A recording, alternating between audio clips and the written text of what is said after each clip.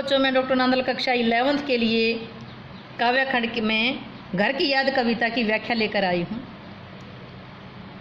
पद्यांश पढ़ेंगे। आज गीता पाठ करके दंड 260 करके खूब मुकदर हिला लेकर मूठ उनकी मिला लेकर जबकि नीचे आए होंगे नैन जल से छाए होंगे। हाय पानी गिर रहा है घर नजर में तिर रहा है। चार बहनें चार भाई चार बहनें भूजा भाई प्यार मैंने खेलते हैं या खड़े होंगे नजर उनको पड़े होंगे। फिर पढ़ेंगे। आज गीता पाठ करके दंड 260 करके खूब मुकदर हिला लेकर मूठ उनकी मिला लेकर जबकि नीचे आए होंगे नैन जल से छाए होंगे। हाय पानी गिर रहा है घर नजर में तिर रहा है। चार भाई चार बहनें भूजा भाई प्यार बहनें खेलते या खड़े होंगे नजर उनको पड़े। गीता का पाठ करके दंड ये एक प्रकार का व्यायाम है, दंड बैठक लगाना। मुकदर ये एक लकड़ी का उपकरण होता है जो व्यायाम करने के लिए प्रयोग होता है।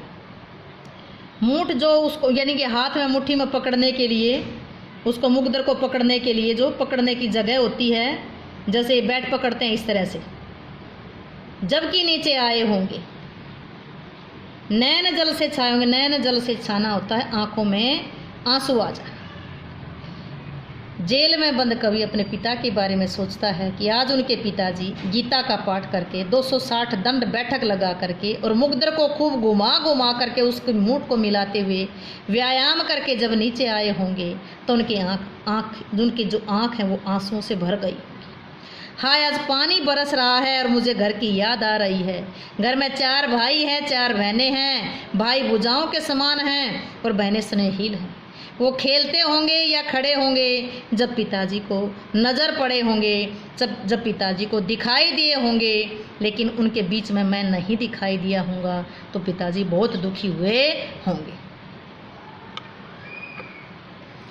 पिताजी जिनको बुढ़ापा एक क्षण भी नहीं व्यापा रो पड़े होंगे बराबर पांचवें का नाम लेकर। पांचवा मैं हूँ अभागा जिसे सोने पर सुहागा। पिताजी कहते रहे हैं प्यार में बहते रहे हैं। आज उनके स्वर्ण बेटे लगे होंगे उन्हें हेटे क्योंकि मैं उन पर सुहागा बंधा बैठा हूँ अभागा।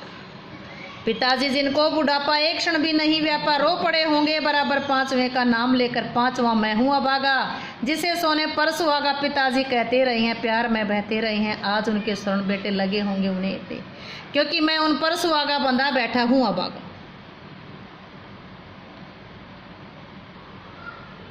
पिताजी जिनको बुढ़ापा एक क्षण एक पल के लिए भी नहीं व्यापा का वे व्याप्त नहीं हुआ रो पड़े होंगे बराबर पांचवा कौन था? स्वयं कवि है भवानी प्रसाद मिश्र 5वें नंबर के थे।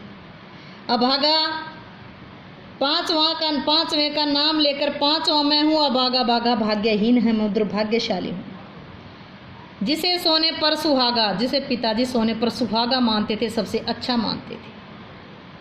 पिताजी कहते रहे हैं प्यार में बहते रहे हैं। आज उनके स्वर्ण बेटे चार बेटों को सोने के समान मानते थे और कवि भवानी प्रसाद मिश्र को सोने पर सुहागे के समान मानते थे। सोने पर सुहागा मतलब जो सोने को चमकाता है वो सुहागा होता है। उनको सोने जैसे बेटे भी हेटे लगे होंगे, घृणित लगे होंगे क्योंकि मैं उन पर सुहागा, जो सोने पर सुहागा, मैं यहाँ जेल में अभागा यहाँ जेल में बंधा बैठा। व्याख्या देखिए।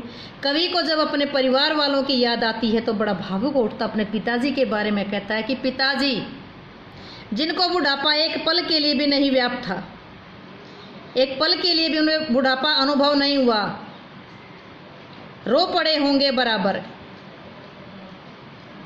अन्य भाई बहनों के साथ जब और भाई बहन घर में खड़े होंगे खेलते होंगे और उनके बीच में मुझे ना पा करके वे पांचवें का नाम लेकर के रो पड़े होंगे। मैं बड़ा ही अभागा हूँ, बड़ा ही दुर्भाग्यशाली हूँ। पिताजी मुझे सोने पर सुहागा समझते थे, मुझे सबसे अच्छा समझते थे, अच्छों को और अच्छा बनाने वाला समझते थे। पिताजी कहते रहे हैं, पिताजी मेरी प्रशंसा करते हुए प्यार में बहते रहे हैं, प्यार में भावुक उठते हैं। जिस बेटे को वो सोने पर सुहागा मानते थे और बेटों को सोना समझते थे, मुझे सुहागा मानते थे, वो सोने जैसे बेटे भी आज उनको घृणित लगे हों क्योंकि सोने पर सुहागा में आज मैं अभागा आज जेल में बंद हूँ, मैं कारावास में बंधा बैठा हूँ, इस समय उनके साथ नहीं हूँ, इसलिए मैं अभागा हूँ। कहने का मतलब ये कि कवि ने कवि के पिताजी का मन कवि के घर पर ना होने के कारण, जेल में बंद होने के कारण अत्यंत दुखी।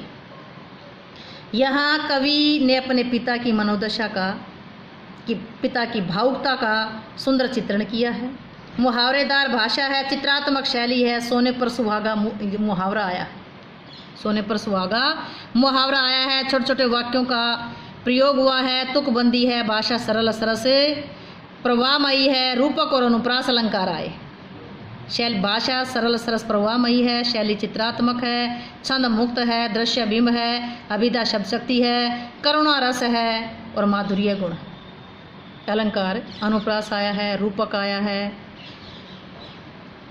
उम्मीद है कि आपको व्याख्या समझ आई होगी। व्याख्या समझ आई हो तो वीडियो को लाइक करें, शेयर करें, चैनल को सब्सक्राइब करना ना भूलें।